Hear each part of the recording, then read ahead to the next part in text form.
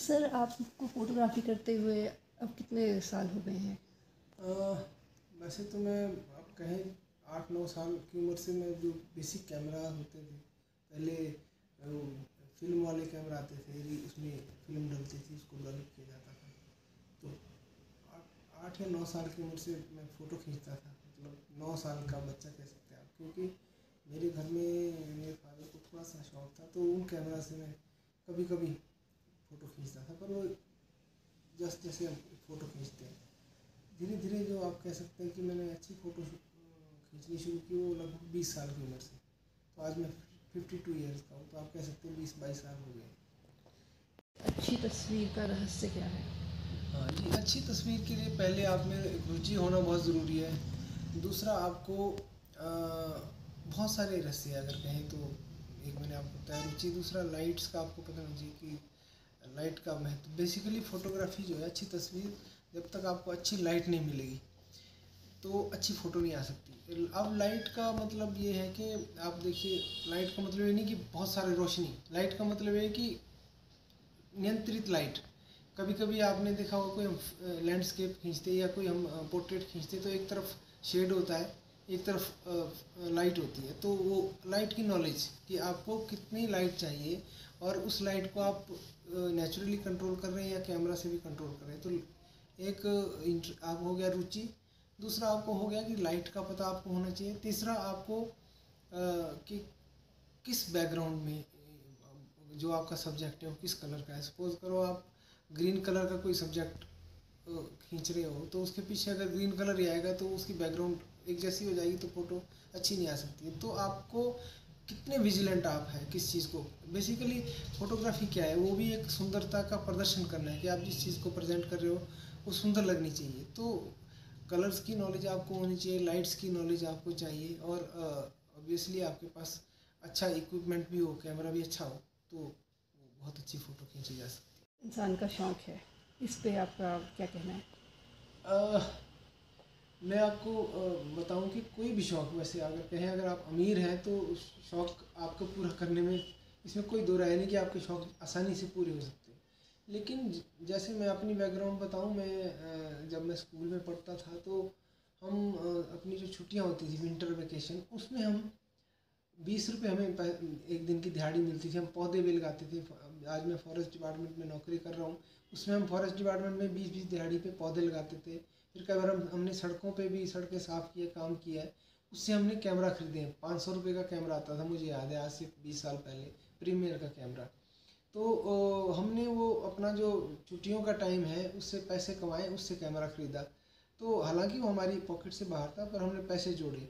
तो कहने का मतलब है कि अगर आप अमीर हो और शौक़ नहीं है तो आप अच्छे फ़ोटोग्राफ़र नहीं हो सकते, और अगर आप गरीब हैं और आप में शौक़ है तो आप उसके लिए जतन कुछ ना कुछ कर लेंगे। लेकिन ये बात सत्य है कि आपको आपके पास पैसा होना, अमीर का मतलब क्या है, पैसे से ही है। अगर आपके पास पैसा है तो आप कैमरा अच्छा लोगे। तो मैं अच्छा कैमरा आप यकीन के साथ मैं कह सकता हूँ कि 20 साल 25 साल से मैं फ़ोटोग्राफी कर रहा हूँ। मैं बढ़िया कैमरा, अपने मन माफी कैमरा मैं पिछले 10 साल पहले मैं ले पाया हूँ, वो भी लोन लेके, जिसकी इंस्टॉलमेंट मैंने धीरे धीरे चुकाई। फिर मैंने एक और कैमरा लिया, वो भी इंस्टॉलमेंट पे। इतने पैसे किसी के पास नहीं होते, और इसमें कोई शक नहीं कि अच्छे कैमरा बहुत महंगे होते हैं। Thank you sir. युवा पीढ़ी जो फ़ोटोग्राफ़ी में रुचि रखती है उनके लिए आप क्या संदेश देना चाहेंगे?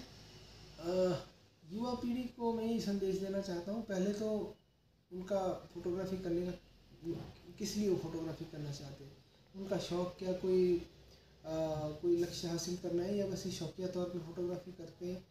तो अगर आपने इसको किसी लक्ष्य या कोई अचीवमेंट करनी है तो फ़ोटोग्राफी भी एक ऐसी फील्ड है जिसमें आप पद्मश्री और भारत रत्न या नोबेल पुरस्कार तक जा सकते हैं। इतना बड़ा विषय है। तो अगर आप इसमें इसको एक जुनून की तरह, शौक़ की तरह किसी फील्ड में, फ़ोटोग्राफी की कई फील्ड्स हैं, तो उस फील्ड में अगर आप एक फील्ड चुनें, ऐसा नहीं कि आपने आज आप किसी का पोर्ट्रेट खींच रहे हैं, आप एक फील्ड चुनिए, एक स्पेशलाइजेशन कीजिए। जैसे आप आर्किटेक्चर में हम फोटोग्राफी कर सकते हैं, स्ट्रीट में, फेसिस में या लैंडस्केप में। तो अगर आप इसको एक लक्ष्य बनाते हैं तो आप भी आप एक बहुत बड़ी उपलब्धि अपने जीवन में हासिल कर सकते हैं, और एक शौक के तौर पर आप एक सर्जक भी हो सकते हैं, क्रिएटर भी हो सकते हैं, क्रिएटिविटी आपकी हो सकती है। तो एक और ये प्रोफेशन भी बहुत अच्छा है अगर आप युवा पीढ़ी इसको लें, और अगर आप क्रिएटिव है तो वेडिंग में आपने देखा होगा, एक हम शादी की फ़ोटो सिंपल खींचते हैं, लेकिन वेडिंग में ही हम जो है नए तरीके से कैंडिड फोटोग्राफी से हम अपना नाम कमा सकते हैं और अच्छी इनकम भी हो सकती है। ये इनकम का साधन भी बन सकता है और आपके करियर का साधन बन सकता है, आपकी सोशल आइडेंटिटी भी इससे बन सकती है। मौका दिया जाए तो आप मोबाइल प्रेफर करेंगे या कैमरा? देखिए जी, मैं पक्षियों की फ़ोटो खींचता हूँ, उसमें मोबाइल इतना कामयाब नहीं है, क्योंकि पक्षियों के लिए हमें वो हमारे पास नहीं आता है, वो दूर से खींचना पड़ता है। पास हम जाएंगे उसके तो उड़ जाएगा वो, तो उसमें तो मोबाइल कामयाब नहीं है। वो मोबाइल के लिए हालांकि कुछ लेंसेज बने हैं, वो उससे लोग खींचते हैं, पर उसकी क्वालिटी इतनी अच्छी नहीं आती। उसमें एक अटैचमेंट लगती है, काफ़ी सस्ते हैं, अच्छे आते हैं, लेकिन उसके लिए आपको एक प्रोफेशनल कैमरा ही चाहिए और एक अच्छा लेंस भी चाहिए जो आपकी थोड़ी डिम लाइट में भी इसका अपर्चर आप टेक्निकल टर्म का बढ़िया हो। तो ऐसी ऐसी चीज़ें होती हैं, लेकिन आप लैंडस्केप के लिए मोबाइल से भी अच्छी लैंडस्केपिंग कर सकते हैं। जैसे मेरी आप कुछ फ़ोटो देखेंगे, मेरी फ़ोटो बहुत अच्छे अच्छे प्लेटफॉर्म पे यूज़ हुई है जो लैंडस्केप है, मैं मोबाइल से खींचता हूँ। और मैं अपनी पारिवारिक फ़ोटो या लैंडस्केपिंग कभी भी उसके लिए मैंने आज तक प्रोफेशनल कैमरा यूज़ नहीं किया। तो मोबाइल लैंडस्केप के लिए या पोर्ट्रेट के लिए या स्ट्रीट फोटोग्राफी के लिए अच्छा हो सकता है, लेकिन अगर आपने वाइल्ड लाइफ फोटोग्राफी करनी है या बर्ड्स की खींचनी है तो आपको कैमरा की ही ज़रूरत पड़ेगी। उन्हीं ने एक अपना कैमरा लॉन्च किया, तो उसके जब एडवर्टाइज़ किया उन्होंने कहा था कैमरा डिजिटल मीडिया ने ऐसा कर दिया है जिसको फ़ोटो नहीं भी खींचनी चाहिए वो भी अब फ़ोटो खींच रहे हैं, क्योंकि अब मोबाइल फ़ोन से अक्सर हम देख रहे हैं अब सब इंसान जी, फ़ोटोग्राफर्स हैं। तो आपका इस बात के प्रति क्या वो है? देखिए जी, फ़ोटो खींचने के लिए ये भी ज़रूरी नहीं है कि आपका कैमरा ही अच्छा हो। कई बार लोगों के पास इतना पैसे वाले लोग वो सोचते हैं कि मैं एक बहुत महंगा कैमरा खरीदूंगा तो मैं अच्छा फोटोग्राफर बन जाऊंगा। ऐसा बिल्कुल भी ठीक, ये सत्य नहीं है। बेसिकली जो फोटोग्राफी है वो आप पहले तो वही बताया ना कि आपको एंगल पता होना चाहिए।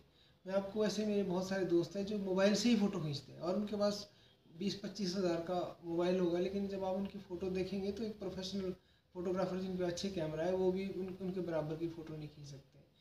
तो इस जो ये डिजिटल मीडिया है इसने वाकई हर आदमी को फोटोग्राफर बना दिया है, लेकिन उसके बावजूद भी मैं कहता हूँ कि फ़ोटोग्राफी के बहुत सारे पार्ट्स हैं। कि आपने एक तो एक फ़ोटो खींच ली, आपने, आपको मौका मिल गया। दूसरा, आपने फ़ोटोग्राफी की क्वालिटी क्या है, किस साइज़ की फ़ोटो बनानी है, उसका जो है बैकग्राउंड कैसा है, जो मैंने पहले भी आपसे डिस्कस किया, या फ़ोटोग्राफी का कंटेंट कितना उभर कर आ रहा है, तो उसमें कैमरा का रोल जो है वो हमेशा रहता है, अहम रहता है। तो मोबाइल या डिजिटल फ़ोटोग्राफी, खासकर जो मैं मोबाइल की बात करूँगा, वो प्रोफेशनल फ़ोटोग्राफी में इतने कारगर नहीं हो सकते, लेकिन ऐसा नहीं है कि मोबाइल अच्छी फ़ोटो नहीं खींचता है। तो डिजिटल जितने भी हमारे हाथ में मोबाइल आया है उसने बहुत अहम भूमिका निभाई है और अच्छी फ़ोटो हम मोबाइल से भी खींच सकते एक्शन एंड प्लेस को कितना महत्व देते हैं जब एक फ़ोटोग्राफ कंपोज करने की बात आए? हैं। देखिए, डिपेंड करता है कि आप किस तरह की फ़ोटोग्राफी करें। सपोज़ करो अब मैं जैसे पक्षियों की फ़ोटो ज़्यादा खींचता हूँ।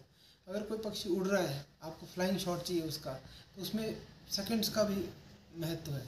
लेकिन उस सेकंड को आपने कैप्चर करने के लिए क्या एकदम आप कभी नहीं खींच सकते, उसके लिए आपको प्लान करना पड़ेगा।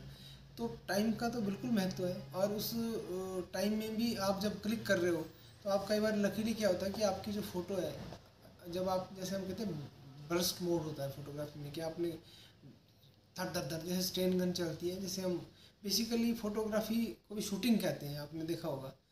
और बंदूक से हम गोली भी दागते हैं, उसको भी शूटिंग कहते हैं। तो उसका मतलब ये है कि हम जो शूट करते हैं, फायर करना है हमको, तो एक मोमेंट में निशाना लगता है। तो वैसे ही फोटोग्राफी में जो फायर होता है वो आपका उस पर भी डिपेंड करता है, लेकिन फायर करने के लिए आपको नॉलेज होनी चाहिए कि हमने फायर करना है तो किस दिशा में करना है। तो टाइम का बहुत महत्व है, साथ में आपकी उसमें उसको फायर करने के टाइम का महत्व है, दोनों चीज़ें महत्वपूर्ण यूनिटी ऑफ टाइम हैं। बिल्कुल एक्शन। बिल्कुल।